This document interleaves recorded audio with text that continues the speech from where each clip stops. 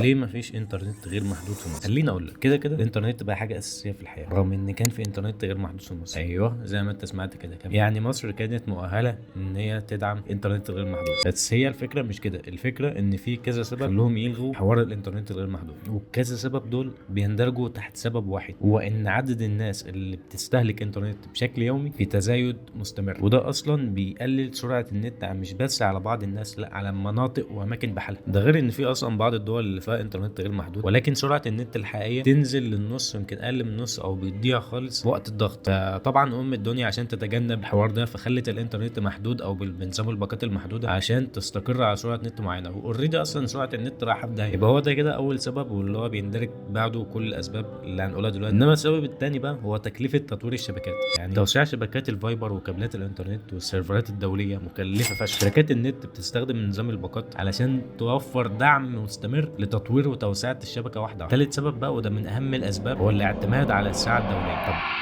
يعني ايه الساعه الدوليه؟ شوف عشان اقول لك على حاجه، الانترنت اوريدي مش كله من مصر، جزء كبير من المحتوى اللي بنستهلكه موجود على سيرفرات بره مصر زي اليوتيوب وتيك توك ونتفليكس وكيك وتويتش وكل المنصات دي. علشان توصل للمحتوى ده لازم البيانات تمشي من كابلات البحريه ومراكز بيانات دوليه وشركات انترنت عالميه. فلو الانترنت بقى غير محدود الاستهلاك هيزيد فشخ، فبالتالي زياده التكلفه على الشركات. طب هو ايه اللي هيحصل لو كانت السيرفرات دي موجود منها هنا في مصر؟ اولا النت هيكون اسرع والاستهلاك والتكلفه هيقلوا، فده ممكن يكون دافع اكتر انه يدعموا الانترنت الغير محدود. السبب الرابع هو طبعا نموذج ربح الشركات. الباقات الغير محدوده بتخلي المستخدم يشتري باقات اضافيه او يكبر الباقه بتاعته الاساسيه ويشترك في باقه اعلى، وده مربح اكتر للشركات.